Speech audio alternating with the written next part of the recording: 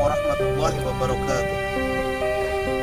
Innal hamdalillah nahmaduhu wa nasta'inuhu wa nastaghfiruh wa na'udzu billahi min shururi anfusina wa min sayyiati a'malina may yahdihillahu fala mudilla lahu wa may yudlil fala hadiya lahu. Asyhadu an la ilaha illallah wahdahu la syarika lah wa na'udzu billahi wa salatu wassalamu ala rasulillah Muhammadin wa ala alihi wa sahbihi ajma'in. Amma ba'du. Pertama-tama marilah kita panjatkan puji serta syukur kita kehadirat Allah Subhanahu wa taala yang telah memberikan kita nikmat karunia-Nya, terutama nikmat iman dan Islam serta nikmat sehat walafiat. Tak lupa sholawat serta salam semoga lalu tercurah limpahkan kepada junjungan Nabi bana wa nabiyana Muhammad sallallahu alaihi wasallam. Pada tema ceramah yang singkat ini saya akan menyampaikan sebuah ceramah yang berjudul toleransi antara umat beragama.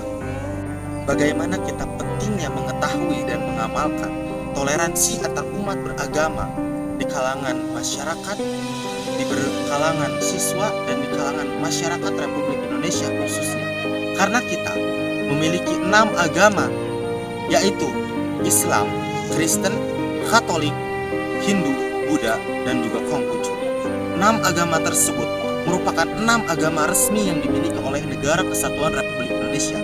Berikut juga beberapa suku, bangsa, dan juga bahasa yang perlu kita ketahui bahwa itu merupakan sebuah anugerah yang diberikan oleh Allah Subhanahu wa taala, dan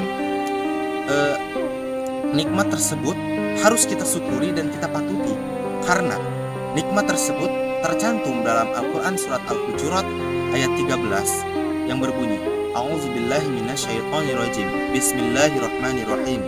Ya ayyuhan nasu inna khalaqnakum min dzakari wa unsa wa ja'alakum syu'uban wa qaba'ila lita'arafu. Inna akramakum 'indallahi atqakum. Innallaha 'alimun khabir. Shadaqallahul 'adzim.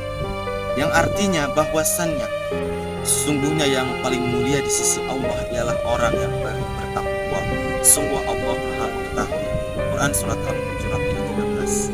Dalam ayat tersebut kita dapat menggarisbawahi bahwa kita diciptakan oleh Allah bukan hanya memiliki ras yang sama, bukan hanya memiliki suku yang sama, bukan hanya memiliki bahasa yang sama dunia, tapi kita harus bisa mentoleransi, menghargai sesama suku, sesama bangsa, sesama budaya kita, bahwa kita memiliki kekayaan budaya yang banyak sekali. Kita memiliki bahasa yang beragam di seluruh Indonesia.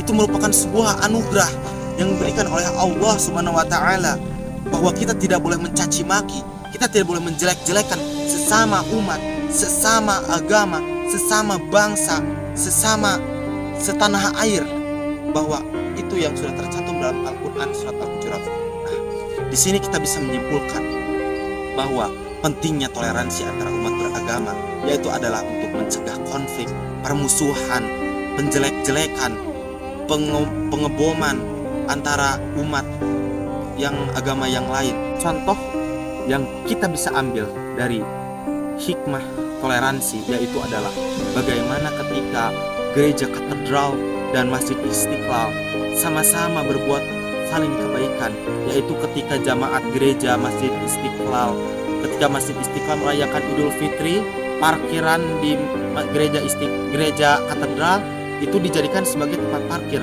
Dan apabila gereja katedral mengadakan acara seperti misa dan acara-acara keagamaan Kristen lainnya, nah parkiran masjid Istiqlal yang selalu dijadikan untuk jamaat gereja. Nah, seperti itulah saling menghargai antara sesama suku, sesama agama terutama, ya.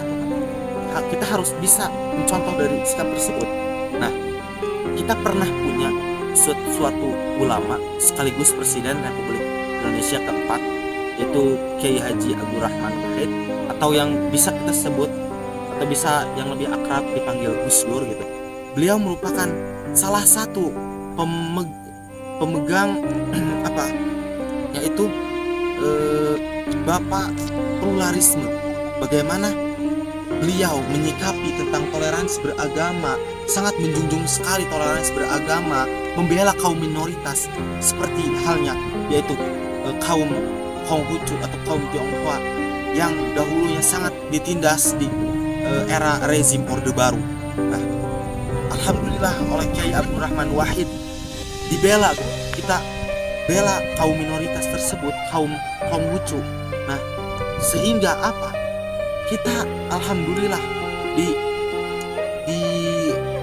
Indonesia, terutama negara yang sangat kaya ini, dijadikanlah agama Konghucu itu sebagai agama resmi Indonesia ke-6 oleh Kiai Abdul Rahman Wahid. Kita bisa mencontoh ke akhlak dan keteladanan beliau. Beliau tidak memandang ras mereka, beliau tidak memandang keburukan mereka, tapi beliau memandang dari sisi baik agar tidak terjadi konflik, permusuhan di antara kaum Tionghoa dan agama-agama yang ada di Indonesia. Kita bisa mengambil hak, kita bisa mengambil hikmah dari apa yang Kiai Abdul Rahman Wahid ajarkan kepada kita, bahwa kita harus selalu bertoleransi berantar umat beragama yang lainnya. Tidak boleh saling mengejek, tidak boleh saling mencaci maki, bahkan sampai bermusuhan hingga menimbulkan konflik yang besar, karena itu merupakan sebuah kejelekan di mata Allah Subhanahu wa taala. Islam merupakan agama yang rahmatan lil alamin, yaitu agama yang merupakan rahmat bagi semesta alam, agama yang merupakan cerminan bagi semua alam, seluruh makhluk. Kita sebagainya sepatutnya selaku umat Islam harus bisa menanamkan nilai-nilai toleransi dalam beragama, terutama kita yang selalu bertakwa dan beriman kepada Allah Subhanahu wa taala.